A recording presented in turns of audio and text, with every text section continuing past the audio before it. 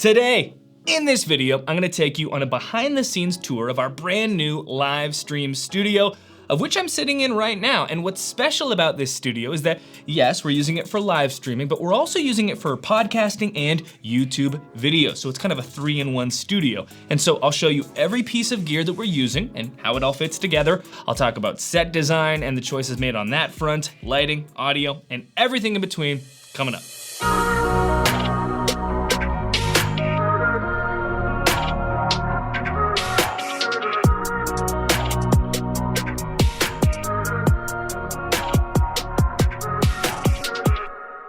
Well, hey there, I'm Brady Shearer. This is Pro Church Tools, and we're here to help your church navigate the biggest communication shift in 500 years. If we're just meeting for the first time, consider subscribing to the channel. And please give this video a like if you're a fan of this format, the behind the scenes studio stuff, because we have another studio, a completely different one. And if you like this video, well, we can show you the behind the scenes of that one too. And if your church is ready to take its next big leap, that's what we've built Nucleus for, the next generation of church software dedicated to seeing more next steps and life change at your church. With Nucleus, your church gets a modern website builder, sermon engine, giving platform, social media library, and unlimited stock footage. Thousands of churches use Nucleus, and you can get started for free with no credit card required. Just head to nucleus.church to start your 30-day free trial. Again, that link is nucleus.church, and you'll also find it in the description below. So we're behind the scenes. We're gonna start the tour. We're gonna break this up into 5 different sections. We're gonna do set design, we'll do lighting, we'll do video, we'll do audio, and we'll do streaming and all of the different pieces of gear that we have in here to make it happen. We've also added timestamps for this, so if you wanna jump to a specific section that you're most interested in, feel free to do that. And before you ask, every single thing, piece of gear, item that you see will be linked in the description so you can find the particular item that you're looking for online. So let's start with set design. Now this live streaming room is pretty small, and so with that comes a little bit of need for creativity. Probably the first thing that you'll notice is that we've shot and created the set with kind of an upward camera angle, which is a bit unique. And the reason for that is because I wanted you to be able to see the tops of these paper backdrops as the very top of the scene. And we used a really wide angle lens. It's the Sigma 18-35 with a speed booster on it. And we've got it all the way to 18 mil, which is like an equivalent, it's an equivalent pretty wide. And we've got it set on the aperture of 1.7 with the speed booster. And the reason that we did that is because like the gap between this table and the backdrop is like one big step. It's not very long at all, and so the aperture has to be wide open, which gives me a really narrow focus, focal length that I have to work with plane of focus. If I go too far back or go too far forward, it goes out of focus. These are Savage paper backdrops. We've got a red one in the corner over there that you can't see. We've got a black, a purple, and a blue, so we kind of work through those, just alternate. We've got a table here, obviously, chair, spare chairs in the corner, and then cable management was important. There is a lot happening when it comes to a live stream. And so we've got these like sleeve type things on the cable, and we've got this like, I don't know, trench type little guy that is stuck with adhesive to the table, and then a lot of the cabling runs through there. And then we've got these white conduits that are stuck on the ground, and a ton of the cabling runs in there. And then underneath here, you probably can't see this, we've got a really giant, super ultra power bar. And it articulates, so that way you don't have to just put the AC plugs up, but you can put them in and then go whoop. You see that? They go whoop. One more time, they go whoop. And then that way, there's just more flexibility. And then we've got cabling all the way through there. All the power is on that one outlet. Oh, this is the really cool part. Okay. So behind this blanket here, okay, I don't know if you can see this. See this? This is the Ethernet. There was no Ethernet in this room. So we ran it through the top of the ceiling there, and well, I'll show you. I'll show you where it is. So if you come out here, see, it comes out here, and then it runs across this blue bar up here, over here, down behind the TV. It was the only place that we could get Ethernet, so you know, you need Ethernet for live streaming. You can't trust a wireless connection. One more thing on the set design front, I always have this laptop right here on the table. I think it kind of works nicely with the paper backdrop. This studio isn't meant to feel like ridiculously like put together. It's kind of meant to feel like a little behind the scenes, and so always having a laptop with me, I think it works nice with the framing of the shot. Sometimes I'll have notes on there. If we're doing a live stream, I have notes on there that I need to get to, but it's more of a prop than anything else. Let's get next to the lighting. So right now we're just filming this behind the scenes with the lights in the actual office. Now they're off, and I'm back. The lights that we normally use, that you would see when the studio is actually in operation, are these two Aperture 120Ds. So this is the main key light. Like a lot of our lighting setups, we just have one light, and we've got the eggshell addition on. This is just Velcro, comes off. We've got that on because what it does is it narrows the beam of light. What we found is this room is obviously very small. The walls are white, which is one of the reasons we've covered them up. And what would happen is when this eggshell thing was off, the light would bounce off the walls and too much of the room would be illuminated. We wanted it to have a really narrow focus beam on me and kind of have this natural vignette around the rest of the room, how it would look. That's what accomplishes this. This is the Light Dome 2 from Aperture. So this is what the light normally looks like with the barn doors on it. And then this is the Light Dome 2 that we use for lighting me. It's obviously very close to where I would sit, which creates, you know, flattering light that is soft. And this makes it narrow. So that's what we've done with the lighting. This, again, kind of similar to the TV. When it's on, it just shines a beam of light on the backdrop. It separates me from the background, but is also kind of just a prop. Like you can see this light in the shot because we want it to feel like, oh, the behind the scenes, it's a videography company sort of thing. So that's the idea and why we went with that. Next up is video. So we're shooting with the Blackmagic Pocket Cinema Camera 4K. As you can see, something happened. We destroyed it. The screen all messed up. Doesn't affect any footage right now. I don't know if I left it on too long. If you've had this happen to your Pocket 4K, let me know. So we're shooting with the Blackmagic Pocket Cinema Camera 4K, 24 frames a second, 800 ISO, 5500 Kelvin, which matches nicely with the Aperture 120D. As you can see on the iris here, maybe you can't. 1.7 aperture equivalent because we've got the Metabones Ultra Speed Booster on there, paired with the Sigma 18 to 35 mil f 1.8 lens. So this iris actually goes down all the way to 1.2, which would only get one of my nostrils in focus. So we don't shoot at that. 1.7, totally reasonable. Oh my gosh. Did we just watch the screen break? You're watching this live. I just can't even touch it anymore. Just turn it off. Don't look at it. We might have broken the Blackmagic Pocket Cinema camera. It's not the only one we have, so we'll survive. But don't leave your camera on for 4 weeks straight, people.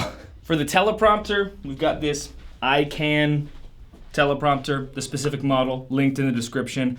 iPad. Like I mentioned at the top of this video, we use this studio for live streaming, yes, but we also use it for just regular YouTube videos and for podcasting. And I like to record many of my YouTube videos directly from a script so I can get every word particularly right. And so that's what the teleprompter is for. Just a regular Manfrotto tripod, nothing special on that front. I think that's it for video. Let's move to audio. So the way that we have this live stream set up is I sit here, and then over here is where Alex sits. You can't see Alex. He's behind the cam. Say hi, Alex. That's Alex.